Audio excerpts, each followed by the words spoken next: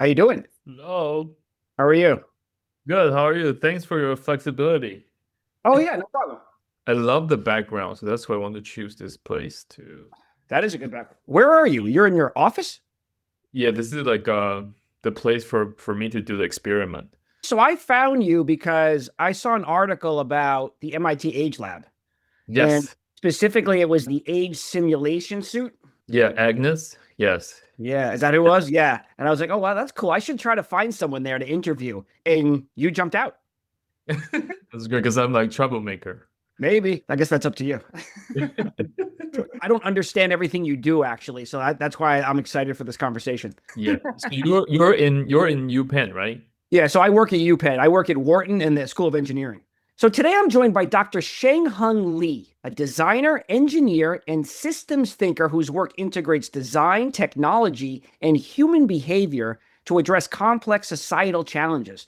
He's the director of the DMIX Lab, a design research collective that combines human-centered and systems design to create products, services, environments, and cities that support longevity and well-being.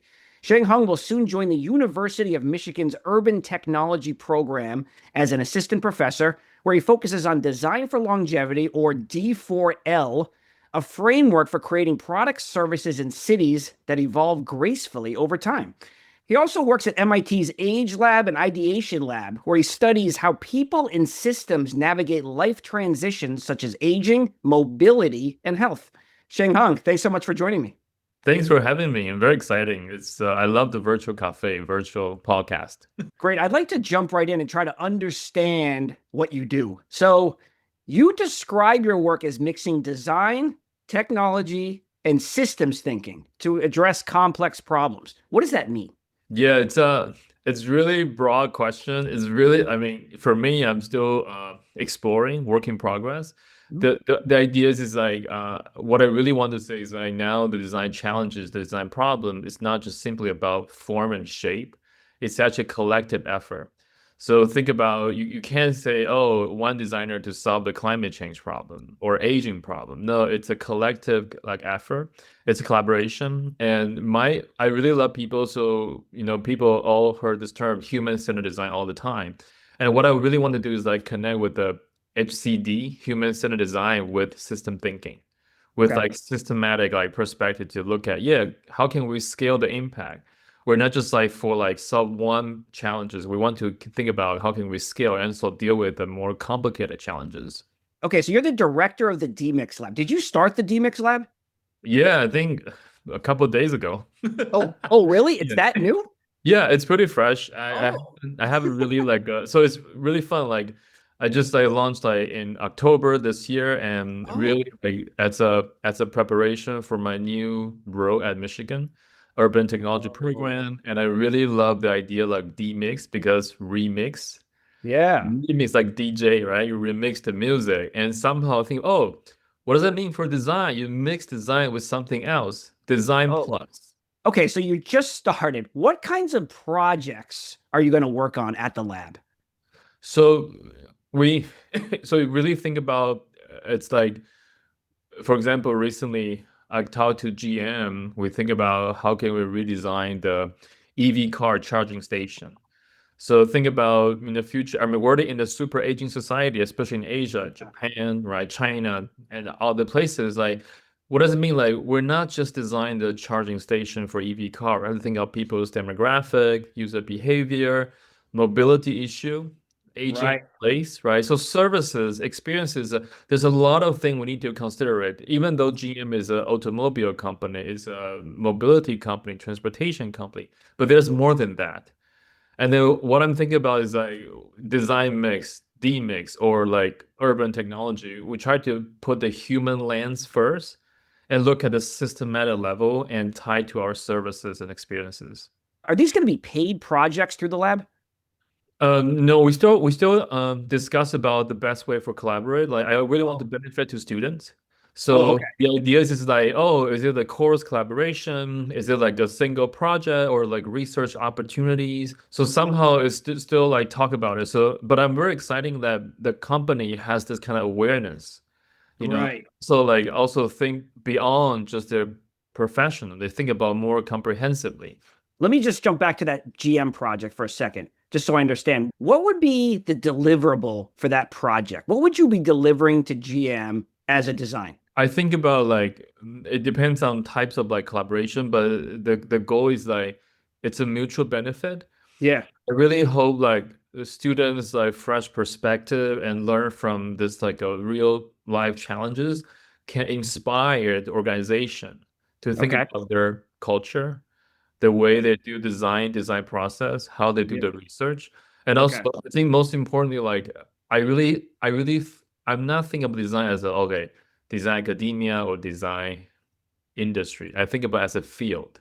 Okay. As a field means like we connected, it's like a fabric. We really like mutually connected. It's more like, oh, we want to solve the challenges, but what I don't want to just like a separate, oh, you're from design academia, you think about a paper, you're from design, Yeah. no, it should be like sustainable. It should be Okay. connected. So that's why like I think about from mutual perspective, Yeah. also like what can we really benefit to our society, especially the longevity society. So what do you teach now? What are you going to be teaching at the University of Michigan? Like your specific courses lined up? Yeah, I will. I'm very exciting to start to teach one class called like ethnography research. Okay. So it's for undergrad students, but open for a graduate, and then it's about 20 students. I'm very exciting to really implement what I learned from IDEO, from design continuum in the past, to really integrate like okay, design from academia perspective to design from industry perspective, and really try to help us help students, also myself, understand people better, understand user better. Do you work on specific projects in the class? Like, how does it work? Like, first of all, how big is the class? Is this how many students will be in this class? It's about 20 students, I guess. So like we Okay. have 40 students for like a one like a cohort and Okay. two sections, and I focus on one section, I guess about 20 students, and then I'm still working on my syllabus. Yeah. But the idea is I want them to solve the real life challenges. So Right. potentially, hopefully, I mean, the coming semester we can collaborate with the GM to talk about the future collaboration and also how can we really closely connect with industry. Okay. That makes sense. So in other words, like you may have some kind of partnerships with companies for actual problems they want to solve, and you'll provide access to those to students in your class. Yes, yes, That's yes. pretty cool. And will they work like in teams? Yeah, I definitely encourage us as a team collaboration is a collective effort because when design class it's not just to celebrate design skill, leadership, collaboration, right, and team Okay. dynamic, and also Right. communication skill, storytelling skill. It's Yeah. all work as a team. Yeah. Okay. Do you teach all of that in the class? Is that the idea? Like at the end of this class, what can students do? What are the takeaways from this course? Yeah, I want them to feel like proud of their project for sure as a fundamental level. Like, yeah, this is my portfolio. I'm very excited to take this class. And the most important thing, I want them to apply this ability to other challenges, Yeah. especially like human skill, right? And then people think, oh, what do you mean by ethnography research? Like you listen what people say and take notes and you Right. write a report out of no, it's more than that. Like you have to synthesize. Actually, you have to listen what people don't say, right? It's like, oh, when Oh. people say like, oh, I never use a cosmetic product, and you went to their home to do the field research, you realize so many like face masks in their restroom. So things that people don't say is actually important. How do you Mm. identify that? How do you find the clue? Right? As ethnographer, as design ethnographer, you have to not just know design, also need to translate what people say into design process. Oh, interesting. What is design for longevity or D4L? Yeah, this is really hard question, but I'm very exciting. For me, the whole idea is like, to be honest, like, because I'm from Taiwan, so when I think about this term longevity, I can't even translate in Chinese. Like, okay, is that live longer? What does that mean? Live happier, delightful living. So many Oh, way to translate. Like, it's different ideas in Japanese, in Chinese, in Taiwanese, in oh, Singapore. there's no direct translation of that word in Chinese. No, there also I do think about translation. For example, in Mandarin, it's like called 长寿, Yeah. means like live longer. But I personally feel like longevity is like it's more mysterious. And also it's more Right. than just live longer. Also, how to live better, right? Better. Right. So the whole idea about design for longevity, my understanding is like we want to design people from different stages. Okay. The age is not just means chronological numbers of years. It's about also about different life stages. And I feel that's the key for this like D4L initiatives. Like, yeah, we design the product, we're not just thinking about linear, like, oh, this is your iPhone. You buy the iPhone, you toss it, you throw away because you want to Right. one. It's also not just about design for circularity. Oh, it's a circular economy, like you recycle, reuse. No, it's actually about D4L means like you're like moving, also you like circulate. So which means like evolving. So the whole Okay. idea is like we want to design the product, for example, apps or the system evolve with you to grow with you. And that's Okay. the idea about D4L. And then we'll try to tie to different stages of people's lives. Think about that as a more holistic way to design a product. Is this a framework that you've applied to actual products or services or projects? Like, have you applied this? Yeah, we actually, my dissertation at MIT is like collaborate with MIT AgeLab, Yeah. and you see this like tangible cube, like these like Yeah. tangible acrylic artifacts. So the idea is like we try to think about design for longevity. We think about longevity planning, and if you zoom back a little bit, the whole project is actually from financial planning. And we really want to think about how can you make the financial planning not just focus on finance, very transactional. Okay, Right. you how much money you have, tick the box. This is your benefit. This is your Right. also asset or income. We think about how can we think about making it more conversational, like aging in place, transportation, mobility, your social well-being, your health, your mental Okay. health, not just physical health. So that's the conversation comes from. And then we try to use the tangible artifact to probe the conversation, make it more tangible. And people feel like they call like emotional weight. So it's like it's not light, it's not like Lego, but it's like actually there's a weight at it. And that's the thing we try to do some experiment. We try to aim it for a younger generation. Yeah. We talk about different life stages, right? So you can say, oh, I want to buy a house tomorrow, so I need the Right. money. I want to buy a car. No, you have to pre-plan. So how do you enhance people's like people say financial literacy? I do think about it's more about longevity literacy. Do you know more about your future? Do you have specific software or design tools you use as part of your process, like things that you use on a regular basis? I would say like very classic. I think most designer or people from design background know the framework called double diamond model, right? Okay.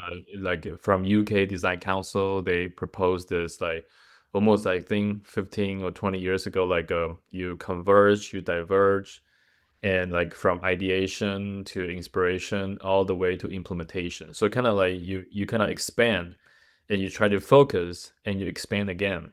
And that's kind of the way I do this. And the intention is about iteration. You Okay. keep trying and refine. And now I have to say because AI, right? Like everything becomes so fast, especially like generative AI tools. So the first stage, like ideation stage, is becomes super huge. Oh Like yeah, you right. can get tons of ideas from ChatGPT, prompt-based design tools, right? Right. Renderings, very beautiful drawings. But the difficult part is like how do you synthesize? Yeah. So you can have tons of ideas, but can you show me your taste? Right. You can have you buy different cars or purchase or shoes, but how do you have beautiful lifestyle, elegant lifestyle, or unique lifestyles? So that's the thing I feel for design process is very important. Like I mean, like personal experiences, your learning experiences, your working experiences. Do you really go to the field to experience versus like secondhand material, secondhand resource? Google Yeah. ChatGPT. It's very different mindset. That's interesting. I didn't think about that. Because of generative AI, there's just more ideas, or there's easier ways of getting lots of ideas. Yes. But And doesn't so, mean they're good ideas. right, exactly. But it must help somewhat. How do you whittle down those ideas for a specific project? Does that come with experience? Yeah, complex experiences also experiment. I think the most important Oh, part is like we have to be work as a team to discuss all different possibilities. And then I think for sure part of the abilities come from designers like previous experiences and how to internalize I things, see. right? So Yeah. that's one side to look at this. Another way to consider this like, can we talk or discuss as a team? Or and also our mind is not like a solution driven. Hmm. It's more like a purpose driven motivation. Okay. Can you identify what are the design intentions behind this decision? For example, like the client came to us, oh, I want to design the new kitchen hood. I want to design new in-sink dishwasher. Hmm. But the whole idea is like it's not about providing new form and shape and color, material, finishing. It's about people's lifestyle, right? Does people really eat at home? They cook by themselves? What are the target audience that you're talking about? Young couples, Right. international students? Are you Yep. rent for Airbnb? So who are the really needs and how do you really connect with the whole home systems?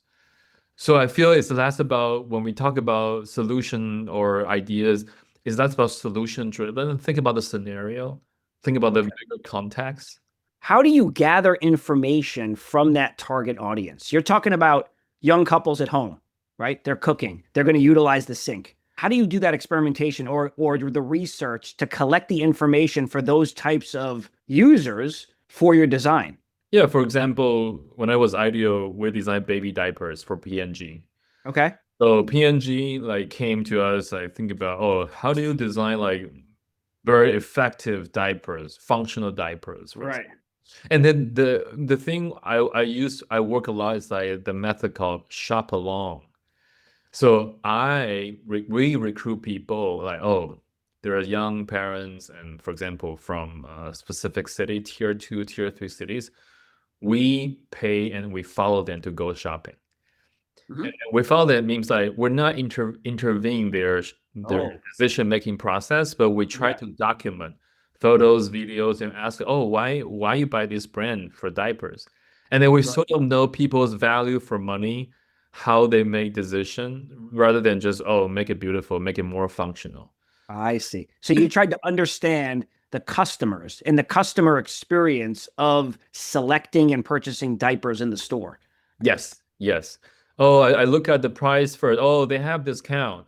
Or I look at the size, I look at the brand. So it's very different. Like I Oh, interviewed this project, like we I think we went to like 10 different cities and we yeah. focused on China as the main market. We went to Inner Mongolia, went to in like a Guangzhou province close to Hong Kong. Yeah. In the Mongolia, it's very cold and it's like a nomadic lifestyle, right? So Okay. they use the cloth diapers. So they want their baby to control their pee and poo as early as possible. So they train them. So the ideas of like disposable diaper is very convenient, but maybe it's not the best target audiences for them. So can you come up with ideas or focus more about sustainable cloth diapers for target audiences? And that's very different than in Guangzhou province, right? It's very humid, close to Hong Kong. Like, okay, they change all the time. They need convenience. They want to fast. So somehow, how do you differentiate your product? And by understanding consumer or users, that's really important step. First step, I would say, before we dive into any design solution or process. What does that look like in practice? Like, are you in the store with people as they're shopping? Is that actually one way of doing this? Do you interview them? Do you ask them questions about, how they select diapers? Like, what does that look like in practice? Yeah, we recruit them and we have agency and I would say we try to find extreme users. Oh, So we're not like find okay, oh, you cannot expect what people will say. We find very extreme users. What I mean by that is like, oh, I change my baby's diaper 20 times per day. I only buy the most expensive diapers, for example. And I want to know like why they make this decision. So the whole ideas of understanding people in practice is like field study is the most important. It's like Right. indirect. You go their home, talk to them, Okay. interview at the same time, and I would say maybe survey before after the interview. So kind of Okay. know their like socioeconomic class, their like financial or family conditions. Yeah. And the most important, like you have to go to the field to get the first hand materials. Yeah. Wow, that's pretty interesting. What if like for some of these people shopping for diapers, like you said, it's like extreme. What if it's I want the most effective diaper. I want the diaper that is the most absorbent, whatever it is. I don't care how much money it is. Is that's like one extreme? Is that what you're saying? Yeah, that's one extreme. Like I only focus on functional aspect. Yeah. And then we asked like, okay, how about like comfortable? Do you care about baby feel comfortable if Sure. like too Yeah. strong suction? Like, okay, maybe baby's skin become very dry. Oh, right. Yeah. And maybe like, oh, it's really not environmental friendly. Do you care about environment? Do you care about trash? Yeah. You know, so somehow we start from there to understand why or why not. And all of this stuff informs the design of the diapers. Yeah. Yeah. Okay. What does that include? Like the packaging? So even when I was ideal for this team project, we have a team of 3 or 4 people. I'm one of the Okay. designers. We have business to people lead a project, researcher. So I would say like this is super helpful at the early stage of design process, Yeah. inspiration for prototyping, envisioning what Yeah. will happen. So somehow one of the key I haven't mentioned is like actually the client is work with us side by side so they can get the first hand Okay. material and the stories. Oh, Right. they never thought about this. Like, oh, it's not about branding and packaging. It's also about user experiences. Hmm. It's also about like how people think about the instruction they design. So one example I want to share, like we went to tier 3 cities. You know, the diaper, they're like the stickers on the back Yeah. is Yeah. to Yeah. wrap the diapers, right? Dirty diapers. Right. You To know throw how it they away. use it? Yeah. They thought the stickers is attached to baby's back. Oh. Yeah, so that's the user experiences. And it's so important for us to learn, oh, maybe the instruction is not clear enough, Oh. right? So they attach to baby's back and their back. So they thought that would attach to make sure the diapers won't fall off. Wow. I guess that would work. That would work. Yeah. Yeah. So the co-creation also is important in this process.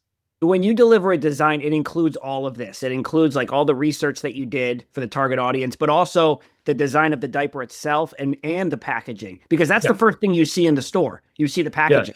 And, Yeah, the packaging. The okay. packaging, the like okay, marketing, the language, even the language, Right. how to communicate with customer, right? Okay. Language, your branding, your packaging, the way you open it.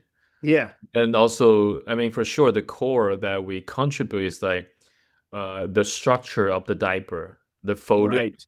right? Do we need to borrow some ideas, some origami? How do you fold it in a way that people easy to unpack? You know, the two stickers wrap Hmm. together and then throw away. And also like, where is the front side? And how do you know people's pee? Baby's pee or poo, right? Is the indicator on the side it shows blue, red, and how do you do Oh, that, right? So that yeah. that's yeah, that's the material science, but also design. Wow. That's super interesting. I'd like to talk a little bit about the Age Lab, MIT's Age Lab. So, what is the Age Lab? And also, what kinds of projects do you work on there? Yeah, so I'm very lucky and very fortunate that my MIT journey is basically like sponsored and supported by MIT AgeLab and also Mhm. MIT Ideation Lab. Yeah. So the founder and director, Dr. Joseph Coughlin, we call Dr. Joe. Hmm. And he's like basically my understanding, like we start from driving for senior people to Yeah. understand people's like driving experiences, how they respond and react on the road when everything Yeah. happened. And that's our starting point, I think 25 years ago. And now we'd expand to like social impact for project, financial planning project. Also, Right. for example, like smart home project. And then I feel there is some misunderstanding. We think about age lab, we think about senior people, we think about old people. right? And then actually, my understanding in the lab is like we talk about age lab, we talk about people across different age range. So we Okay. start from senior people, but now we also care about, at least my project is like think about younger generation. How did they project their future self? So Right. think about age, about their lifestyle. I think it's all included. Okay. And then what's the ideation lab? Ideation Lab is another lab founded and directed by Professor Maria Yang. Yeah. So basically, my understanding about her project is like she really focused on early stage of prototyping, ideating Okay. in terms across all design process. So Yeah. very different labs, and every lab has their own like character, position, and also how they make impact to the field. So these are very different, and both of them are my PhD advisors. So I'm very lucky and fortunate to have them in my journey at MIT. That's cool. Can you talk about your doctoral dissertation? It was titled Design for Longevity, Service and System Innovation. Yeah, I know it's like it's pretty broad words again. Like, oh, what are you talking about? It's everything. I understand, but put together, it doesn't make sense. Yeah, what did it focus on? Yeah, so um, the background you see is actually it's a place I do my research.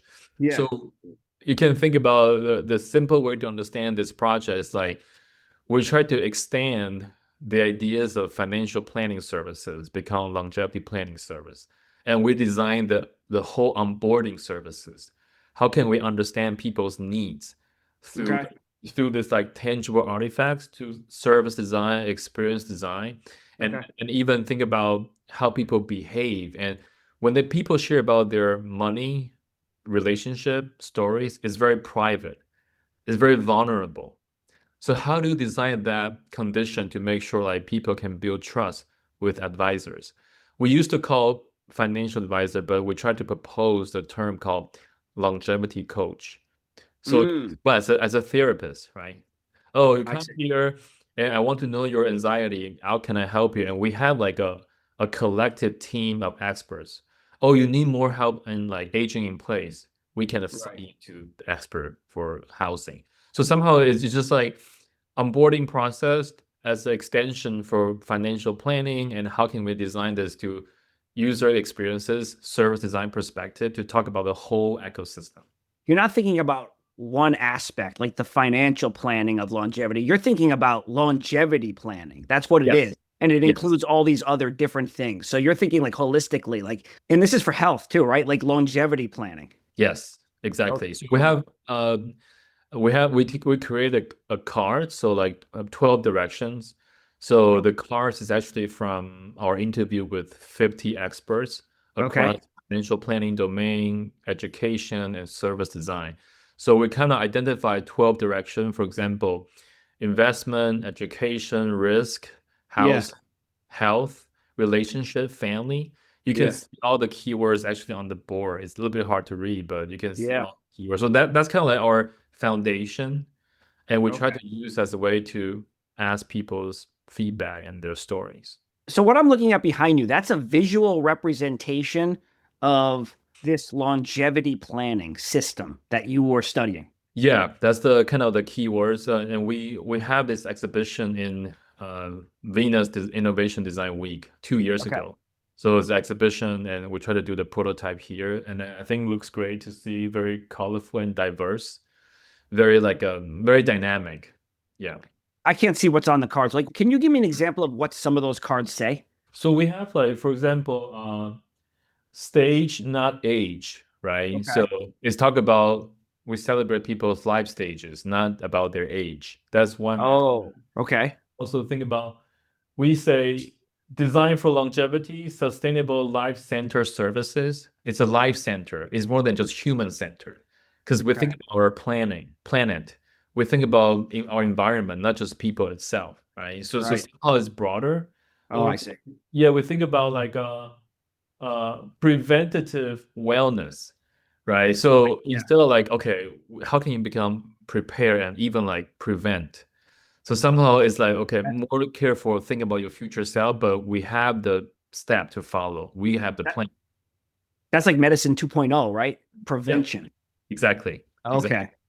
Interesting. And then when you say like phases versus ages, like what's a phase? You mean like middle age is a phase, or how granular do those phases get? Yeah, so in this experiment, my dissertation, we basically modify Dr. Joseph Coughlin like framework called 8,000 days framework. So Okay. 8,000 days, approximately like 22 years, and everyone about like 22 years, 4 stages, four Oh, phases. oh, okay. Yeah, Yeah. you're 0 to 20, your middle Right. life, your pre-retirement, and your post-retirement. And then Okay. that's kind of way we think about, okay, based on these 4 phases, what are the questions we need to think about? How can we prepare for our retirement or prepare our Oh, longevity? wow. That's pretty cool. I call this the lightning round. You have to answer each question in 30 seconds. Yeah. Oh, wow. That's cool. Okay. You ready? Yes. What's a design tool or method you use all the time? Uh, I would say Double Diamond from UK Design Council. That's the one you mentioned, yeah. Who or what most inspires your approach to design?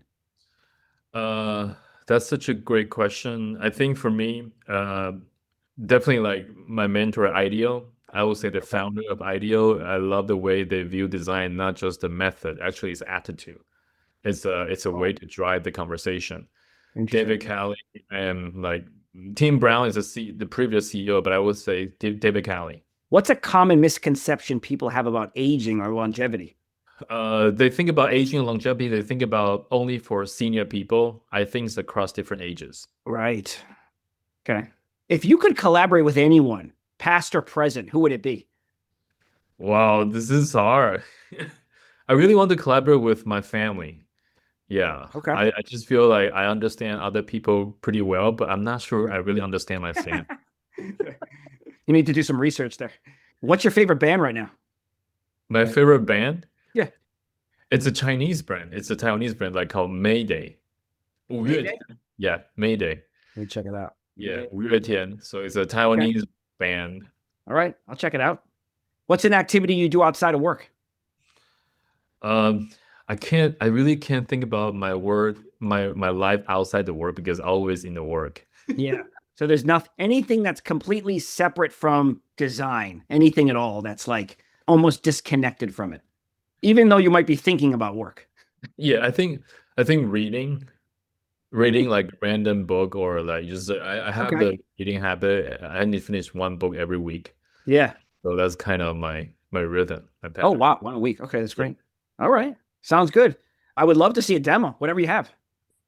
Cool. So I'm very happy to be here. I want to demonstrate like so in the interview we talk about the physical cue, right? Okay, tangible artifacts, and now I want to show you like we also kind of use like Apple Vision Pro to kind of use the virtual cube to understand people's perception about number of touches, how do they feel about the cube without weight, without emotional weight. So what does that mean? And I want to demonstrate with you guys.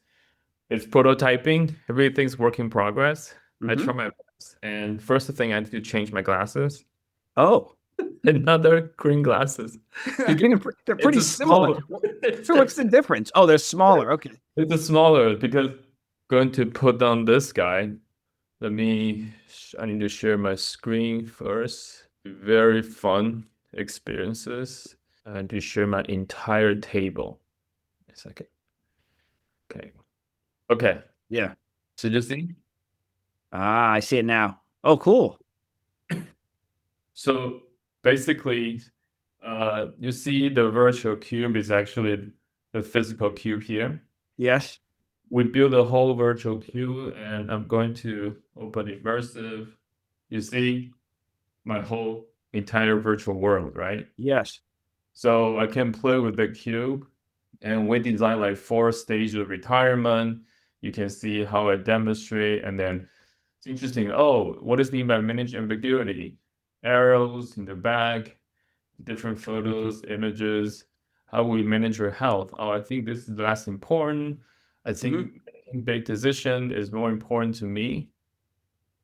Right here, and who I have lunch with, it's more about people's like social well-being, right? So you see the fork with an like a spoon.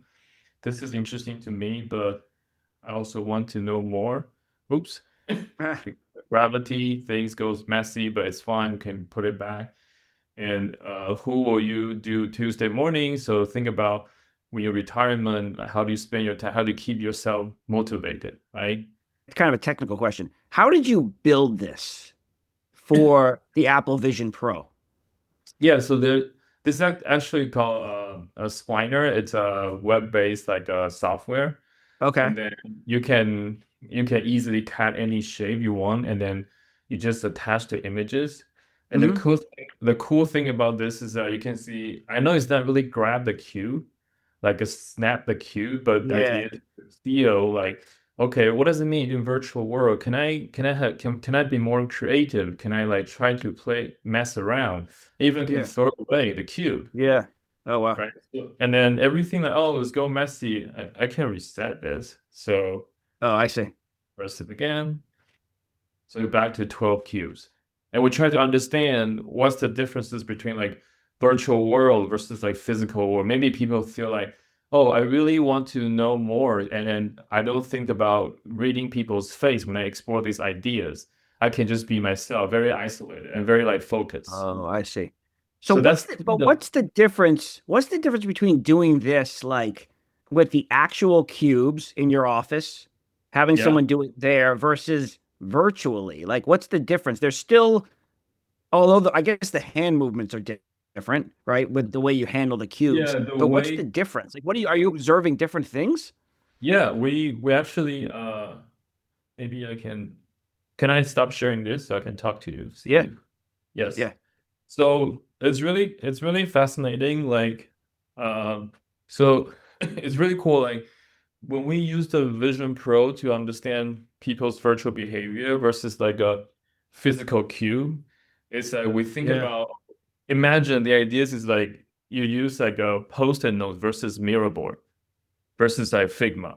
Oh yeah, okay. That Yeah, makes sense. so it's really interesting, like to understand. Oh, is it like are you looking for more flexible kind of like environment versus a more like an analog physical aspect? And then the difference is like Right. when you use a physical cube, a lot of things we can talk and discuss. For example, the weight, the gravity, also the sound, Mm, right? And yeah. then the tactility is Yeah. different.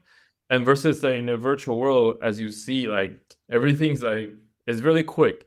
You can very experimental, conceptual, but the good thing is like you probably have more privacy, immersed by yourself, right? And you can really focus. I imagine though, like when you get in the virtual version of this, you get users who are maybe like kind of playing around a little bit. They're like, oh, wow, I can throw the cube. Like they're not paying as much attention to what's actually on the cubes. Is that the case? Yeah, but some people like the body language changed. They Yeah. feel, oh wow, they hit the wall, and then like they Yeah. only focus on the interaction, but Right. what the real content on Right. the cube? So somehow you're right, like interaction versus content. So somehow, how do you? Is it really people stay focused, or they just Yeah. play? Right. If it's the first time they've done it too, you know? Yes, exactly. What's like the first prompt you give them? What do you tell them to do? Whether you're in person or you're doing it virtually, what do you tell them to do? Yeah, so it's a control experiment. So the idea is that we looking for people between 19 to 29 years old, Mhm. younger generation, probably in undergrad or just graduate from college. The idea is like we give like a four cubes and tell them, imagine this is your last chapter in your life. Oh, You're in retirement. So what are the four cues that you care about? Is it like who will provide care matters to you, or how to get the ice cream cone matters to you? And then we want them to prioritize only four cubes to prioritize it. And then okay. we see the differences in the virtual world versus physical world. Hmm. Like virtual world, people like, oh wow, I'm so glad only four cubes. I already feel overwhelmed. It's Hmm. it's too interactive. The Yeah, it's too much. thing effect, the gravity, and then versus in the physical world, people say, okay, what's more? What's next? They Right. really focus on the content. And Right. then and also because of that, we start to probing them like, Do you think this is a great way to do ideation, brainstorming, collaboration with a team, and also think about this in the financial or longevity planning context? It's very vulnerable. It's very private. It's very Right. personal. What does that mean to you, right? So somehow it's super interesting, like learning and also like a story I got from people. Wow, that's pretty cool. So what are the other types of questions you ask them? Because I would think like, okay, like, pick four cubes and prioritize them. That takes 5 minutes, 10 minutes maybe, right? At most. Do you ask other questions? Like, okay, now we're gonna reset the cubes. Now here's your next prompt. Like maybe you're not in the final stage. Maybe you're in I think you said there were four stages, right? Like 20 years or 22 years, something like that. So like Yeah. what if you're on the third stage and you try the same experiment? What do you care about if you're younger? Yeah, so we because the whole experiment per person is about 30 minutes, very Okay. short. Okay. And then we have the one part of it is like a training section, how Right. to use a virtual queue and what do you mean by like you say like 8,000 days framework. So somehow Okay. there's a briefing part. We start from prioritize four queues and I'm asking a question like, how do you tangibilize this relationship, these four cubes? Mm-hmm. Stack together, or are Yeah. you putting it horizontally, or like you kind of change your different like ways of like to show the cube, the relationship within these cubes. So somehow I want to know their Oh, ideation, the process of ideation. oh. How do you interpret that? Like, if you told me, like, okay, pick four cubes and prioritize them. If I line them up versus I stack them, like, Yeah. how do you interpret that? So, so the idea is like we record it and we have photos, we have verbal length documentation, and also like the data from like for example, number of touches of the cube, Oh, okay. and also like how creative they are. Are they really exploring? Are they fidgeting? Oh, yeah, yeah. Like Right. touching? So somehow it's like a descriptive studies, but in a control experiment setting. So somehow we want to know like people's behavior and in this different medium, what happened? How do you build trust with a Oh, facilitator wow. like me? Yeah. Yeah. So, in other words, like, there's a lot that can be said about that person based on how they actually handle the cubes, but also like stack them versus putting them in a row. Obviously, the ones that they select, the four with the text that's on the cubes. Yes. Wow, Yes. Yeah. that's pretty. So That's one anecdote I want to share with you, like people give me a great stories like imagine we have messages, right, in your phone. Text message versus like a voice message. yeah. So text message is like a tangible cube. You can see the text, the whole ideas, the whole Right. content, but you won't tell gossip in the text message. We'll tell in voice message because Right. message is more immersive. There's emotion, tone of voices. So they Right. think like a voice message is more like a virtual world. So, Okay. so there's the difference is like post-it notes, tangible, and also like a text message versus like virtual, mirror board, Figma, voice Mhm. message. So somehow interesting way to see, okay, if this is two different way to interaction, engage with people, we talk about financial planning, longevity. How do you build trust? How do you project your future self? And that's kind of the ideas we want to test it. And you're saying so the text message versus voice message, there's really no room for emotion in a text message, right? Yeah. There's no Yes. way to really like express emotion. Yes. Yeah. How do you express emotion? Like your body language, your voice, your tone of voices, right? Right. Maybe emoji, but Yeah. you won't tell gossip or private story through text message. Right. It's Your weird. voice, hey, mom, I tell you something happened to me. I Yeah, got yeah, yeah. hit by the car. You won't like, oh, text me. It's just very different needs. Okay. Wow. This is cool. It's really cool. What other kinds of things are you building? Like, what's the next thing you're going to build? Like, that's going to use the Vision Pro, this type of thing where you're going to like get participants, you're going to ask them something, and they're going to have to do something physical. Like, what's the next thing you're working on? Yeah, so next thing, this is such a great question. I mean, we naturally think about virtual and physical, but next thing I want to make hybrid. I want Oh, to merge together, right? So imagine like we have the physical artifact, but you maybe you touch, maybe you unlock certain like QR code or something. It project the scenarios. that's cool. Yeah, so somehow it's very powerful way to think about immersive experiences, Yeah. right? Not just the physical virtual, it's mixed together. It's a virtual reality, it's an augmented reality thing. It's not just oh everything in the headset. No, also connect to the real world. So how are you going to implement that? Like that's what it is. It's augmented reality. How do you implement that technically? Yeah, I need to definitely the coding and look at what's the best way to code this. Like, is it like you Yeah. feel like game design, Yeah. design the game, right? And how do you like simulate the experiences? And I feel it's very powerful, especially for a younger generation when they put on this and people like this. Yeah. And Right. it's literally like I'm not exaggerating. It's really like exciting. The excitement. I feel delightful. I also feel like curiosity. Yeah. But somehow, how can we mimic that in other services in our design topic? It's so fascinating. Not just like physical or virtual. It's Yeah. immersive. But are you going to think about like expanding like the cube model, or are you going to have other types of object, like other things you're thinking about? Yeah, I think cube is mainly from my dissertation, my defense at MIT. But in the future, I think about the card, other artifacts, not just the Yeah. cube. Yeah, yeah. So this is just a starting point. Wow. Yeah. Cool. Sheng-Hung, this was great. I really appreciate you going through this. No, I'm very exciting, and thanks for asking. And also, it's wonderful to share with you, and also like allow me to have chance to think about what's the best for user. You know, what are Yeah. the we can move on and envision the future self through technology, through design, through all this like important artifacts. So cool. I Yeah, forgot to ask you about the lab. Is the lab like going to be part of University of Michigan, or is this your own thing? it's part of the University of Michigan. Oh, it Yeah, is. Okay. yeah, yeah. So somehow like I try to hire students, research assistants, and also Yeah. collaborate from industry. Wow. Yeah. Yeah. Cool. All right. Very exciting. Yeah. Thanks Thanks a for lot. doing this. Yes. Appreciate it. Have a good day. You too. All right. See you. Bye. Thanks for watching. If you like this, be sure to subscribe. More interviews and demos coming soon.